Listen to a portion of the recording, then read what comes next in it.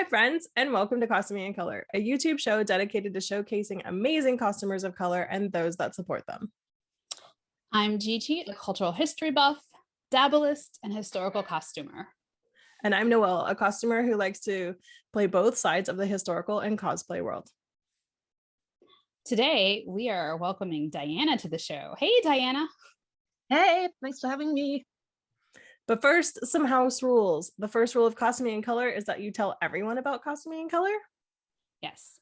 This way, even if you don't have people of color in your local community, you can get to know some in our global community. And the second rule is that kindness matters. Aside from that, there are no rules. So let's get into it. Where are you from, and do you still live there? I'm from Hamburg. That's in the north of Germany. And I still live there. I've always lived there. I grew up in Hamburg, and I'm really happy to be here. How many languages do you speak? I really just speak German and English, but I also had Latin in school and Arab in university and Japanese and half a year of Yiddish. Right now I'm teaching myself Swedish, and I'm going to start learning sign language in June.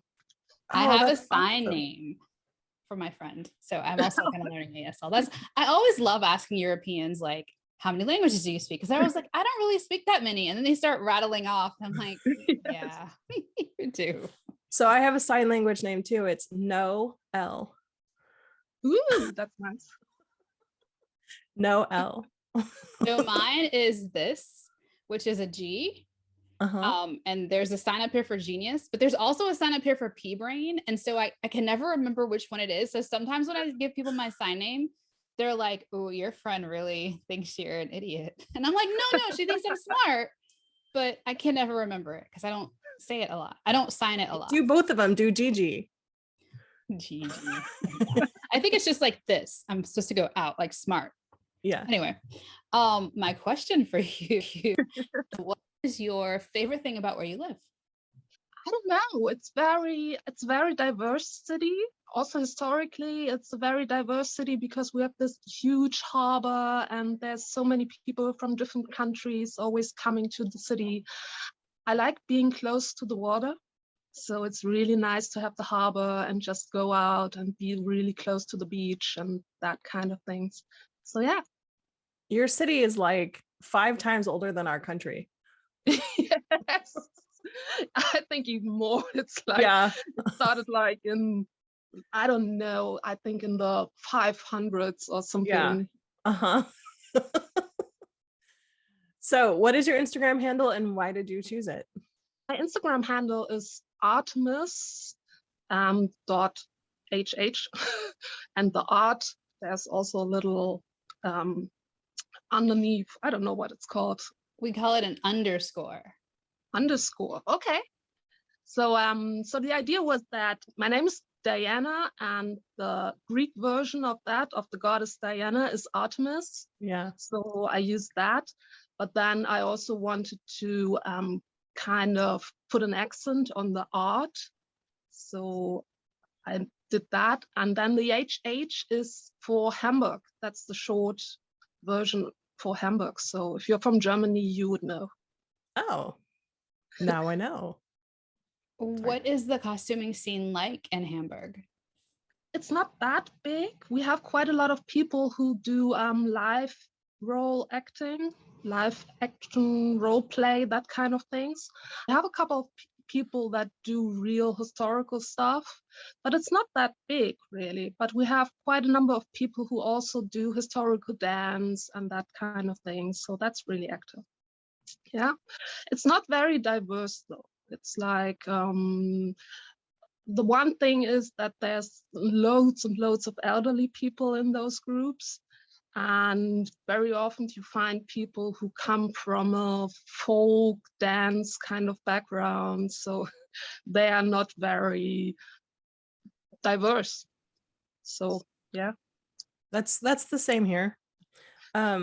We have a lot of people who are older because you have to be able to afford this hobby, and this whole hobby is very expensive, and so you have to get to a point in your life where you can afford it. The younger people where I live do cosplay, and there are a bunch of really cool German cosplayers, so Yeah. Yeah. I used to do live act role play too. So for some time, but I felt like historical costuming is more my kind of thing. Yeah. Well, that ties into the next question, which is cosplay historical or both? Historical. Within the historical realm, what period or time or place is your favorite? Oh, it changes a lot. So I've done loads of different things. I started with doing mostly Victorian stuff, so that's still my favorite. But I also like the other areas like Renaissance, or I do a lot of like 18th century stuff, but mostly because there's loads of events happening in Germany that are basically 18th century events. So if I ever want to get to wear my things somewhere, then I need to cater for those events. But also modern things. I also do 1920s stuff, or I also do a lot of swing dance. So I do 1930s and 40s stuff and wear that like on everyday basis. Yeah. Oh, that's awesome. How did you get started in costuming? I don't even know. I think it started really early because I was born in February, and in Germany you have this real strong tradition of carnival in February. And not so much in the north of Germany, but it's still really popular. So my mom always dressed me up for my birthday parties. So it was always a dress up party, and I had a costume for every party. So that's where it started. And then I didn't do a lot of costuming, but then one day I told a friend, I really want to have one of those historical dresses, one with the big butt. And she was like, okay, yeah, that makes sense. So yeah, that's where it started. I think that's how we all start. Yes. I want a big butt dress. I want to say that I never want a big butt dress. I never want. They seem very complicated, but I do get the aesthetic. They are very beautiful. No, you said I could put you in a Victorian gown next time you're here. Like just to try it on, but I don't know if I would go somewhere like out. We're definitely gonna go somewhere. We're gonna go get tea. It's gonna be fabulous. Well, I don't know where to go in those dresses either. All my friends were like, "Oh, you could wear them for university," and I was like, "Yeah, that sounds like a good idea." So I never get to wear them either. So there are very few events where you can wear Victorian garb. So in Germany, so when I go see Noelle, I will take a picture and send it to you and show you that I'm in a big butt dress. Yeah. And we'll go to tea and to the park. We will stroll. That's what you do in a Victorian dress. You stroll. Yeah. I think the only thing the only place where you could wear a dress like that in Germany really is one of those Gothic events. There's a huge one in Leipzig once a year, the World Gothic Goth Convention. And they also have like a steampunk picnic kind of thing. So that's where you could wear stuff like that. Well, speaking of the events that you have in your country, what would you like to see improve in the overall costuming community in Germany or worldwide? I think it would be nice if the were just more accessible to people, like starting from things like accessible for more people of color. I mean, in Germany, it's very often when I go to events, people are like, but were there people like you back then in the days? And I'm like, yeah, they were there. So I'm here now too. And also, of course, financially, it would be nice if people weren't like gatekeeping and these things, so that even if you don't have lots of money, you could say, I'm going to start with a dress that's made of artificial fibers and nobody cares. So that's what I would love to see. We are big promoters of wear your polyester. It's fine. Yeah. Do it. Just do the thing, make the thing, come play with us. In Germany, you have quite a lot of reenactors who are very, very right-winged, and they are also very, very much into this gatekeeping going for, oh, you have to be 100% historical accurate, otherwise you're not allowed to join. So. It's funny how that like goes together, isn't it? It does here also. I think one thing that I've noticed in Europe, though, is the 100% accurate also goes to color and their idea of, oh, you would not have been here, so you shouldn't be in our group, and we would be wrong to allow you in. So those two things go together, and it is funny. I don't think that's just Europe. I think that happens here too. I think it kind of depends where you are in Europe, because I think that it's, I mean, I haven't been to events. I've been to an event in France, so that's, I felt it was a bit less difficult to be there and less, and I kind of imagine it being less difficult being in England, for example, because in Germany, they very strongly have that idea of not that there weren't any people of color in Germany before, I don't know, the start of the 20th century or something like that. Despite the fact that we have paintings of people. Yeah.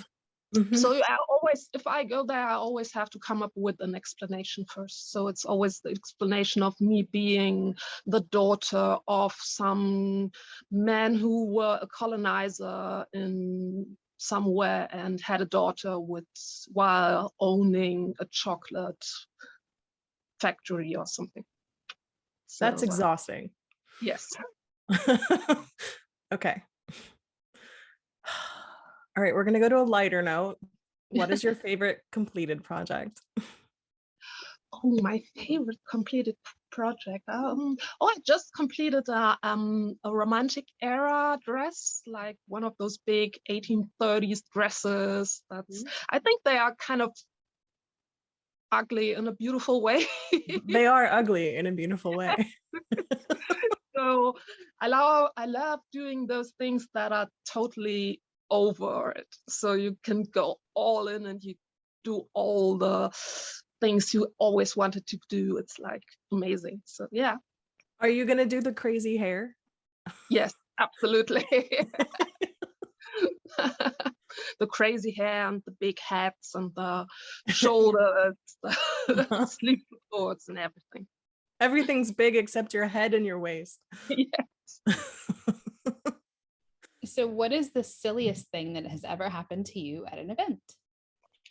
I've been to the Fête Gallant in France, and we also booked one of those tours where you were looking at the private rooms of Madame du Barry. What we didn't know was that the tour was going to be in French. And neither my friend nor I spoke French. So apparently in the first room, he must have said something like, so now we're going to look at the first room, and then as a group, we move on to the next room. But we didn't get that. So we came to the first room and it was full. And we were like, oh no, we're not going to wait here. We're going to look at the next room. So we moved on to the next room, and then we moved on to the next room, and we moved on and on and on. Nobody stopped us. So at some point we came to the staircase, and we were like, should we go up or down? So we walked upstairs, and then we looked through those rooms upstairs, and nobody stopped us. And then at some point we were like, oh, I don't think these rooms are open to the public. So but we took some nice photos there, so that was fun. I mean, that's awesome that you got to see secret things. Yes. Yeah. I went to a place in Austria in which I was given a tour in German, and I speak the smallest amount of German, the German that has turned into English. I can speak that part, but we didn't understand anything. So we just started making stuff up and telling each other about the history of this thing that we just made up. Okay. What costuming groups or organizations are you in? I'm not in a real costume group. The only thing I'm doing is historical dance. So I'm a part of that group, and we just practice once a week, and then once a year we have a ball, and that's basically it. But there are not many options in Hamburg anyway. So I mean, I feel like the options you have are pretty cool. If you get together and hang out or do dances or play games or yes, so like that's go just to a castle, right. It's a castle. We don't have those. No. Yeah, well, we don't have any castles near Hamburg either. That's kind of the problem.